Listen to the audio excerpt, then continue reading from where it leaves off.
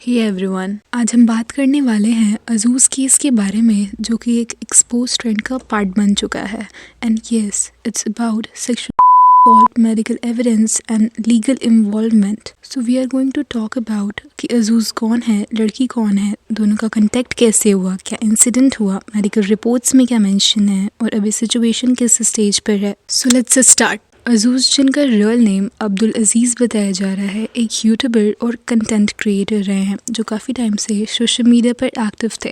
Recent time में उनका नाम तब कंट्रोवर्सी में आया जब 18 इयर्स की लड़की जिसका नाम तन्वी बताया जा रहा है, उसने उसके खिलाफ सेक्सुअल के एलिगेशंस लगाए और साथ ही स्क्रीनशॉट्स, टाइमलाइन और मेडिकल रिकॉर्ड्स भी शेयर की। इसके बाद अजूज़ ने अपना सोशल मीडिया अकाउंट डीएक्टिवेट कर दिया, जो नेचुरली पब्लिक के लिए एक स्ट्रॉन्ग सिग्नल बन गया और डिस्कशन और भी ज़्यादा इंटेंस हो गया। तन्वी और अजूज़ का कांटेक्ट अचानक से नहीं हुआ था। तन्वी का काम सोशल मीडिया मैनेजमेंट और ब्रांड कोऑर्डिनेशन का था और इसे प्रोफेशनल स्पेस के थ्रू दोनों के बीच में बातचीत स्टार्ट हुई। तन्वी पहले अजूज़ के म्यूज़िक सॉन्ग्स को अपनी स्टोरीज में शेयर करती थी और एक पॉइंट पर दोनों के बीच म्यूजिकल शूट कोलैबोरेशन का प्लान भी हुआ था। इनिशियली प्लान था स्टूडियो में शूट का, लेकिन बाद में चेंज हुआ अजूज़ के घर का। इसी शूट के दौरान दोनों के नंबर्स भी एक्सचेंज हुए थे and for the first time they had in person interaction with each other.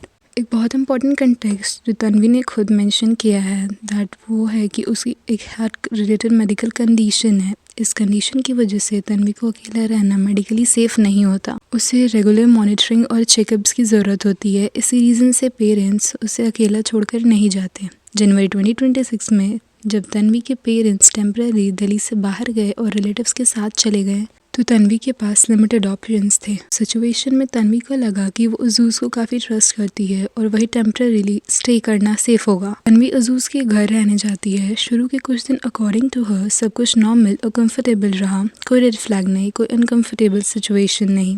ये भी याद रखना ज़रूरी है, किसी के घर वॉलंटरली रहना किसी के साथ कंसेंट देने के बराबर नहीं होता। ये बात लीगली और एथिकली दोनों तरह से क्लियर है। तन्वी के अकाउंट के अकॉर्डिंग 5 जनवरी की रात अराउंड 1 से 2 बजे के बीच में सिचुएशन अचानक से चेंज हो जाती है। अजूज़ बिना कंसेंट के फिजिकल टच करता है और यहीं पर सेक्सुअल असॉल्ट होता है। तन्वी का कहना है कि वो शॉक में चली जाती है, उसे समझ नहीं आता कि रिएक्ट कैसे करे, वो रो पड़ती है। इस पॉइंट पर भी अजूज़ बिहेवियर कंफ्यूजिंग बताया जाता है, जहां असॉल्ट पर बात करने के बजाय वो अनरिलेटेड क्वेश्चंस पूछते हैं जैसे रिलेशनशिप इश्यूज वगैरह। ये मोमेंट तन्वी के लिए मेंटली और इमोशनली डिवेस्टेटिंग था। रात के बाद तन्वी अनसेफ फील करने लगती है, लेकिन तुरंत रिएक्ट करने के लिए पॉसिबल नहीं होता, फेयर के चलते कि अगर वो नॉर्मल एक्ट करती है तो शायद से सिचुएशन पैनिक में चेंज नहीं होगा and everything will be under her control. अपने बॉयफ्रेंड को टेक्स्ट करती है, नेक्स्ट डे बाहर निकलने का एक्सक्यूज बनाती है। 6 जनवरी को शाम के टाइम तन्वी का बॉयफ्रेंड और एक म्यूचुअल फ्रेंड आता है और अजूज़ से डायरेक्टली बात करता है। अजूज़ फेस टू फेस सब डिनाई करता है, लेकिन मैसेजेस में अपॉलॉजी करता है for making her uncomfortable. Incident के बाद तन्वी की तबीयत सीरियसली अफेक्ट होती है एंड उसे हॉस्पिटल ले जाया जाता है। मेडिकल रिकॉर्ड्स के according several genital injury mention की गई, एक्सेसिव पेन और ट्रॉमा नोट किया गया, loss of bladder control excessively in documents and documented है। हॉस्पिटल स्टाफ को जब अब्यूज का मेंशन मिलता है तो केस ऑटोमेटिकली MLC का केस बन जाता है। इस स्टेज पर हॉस्पिटल लीगली ऑब्लिगेटेड होता है पुलिस को इन्फॉर्म करने के लिए। पुलिस हॉस्पिटल आकर स्टेटमेंट लेती है। तन्वी ने यह भी बताया कि पुलिस क्वेश्चनिंग के दौरान उसकी मेंटल स्टेट और ज़्यादा डिटोरिएट हो रही थी। रिपीटेड क्वेश्चंस लाइक उसके घर क्यों गई,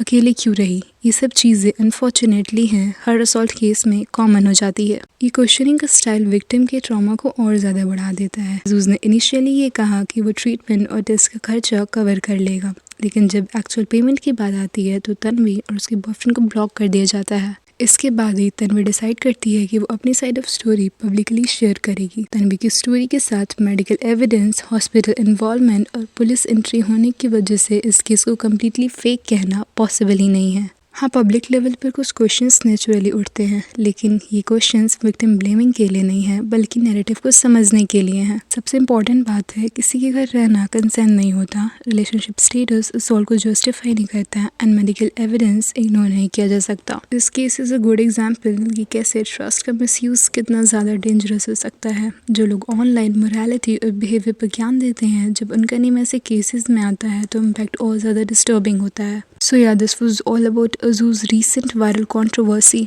इस पे आपकी क्या राय है? Don't forget to comment it down.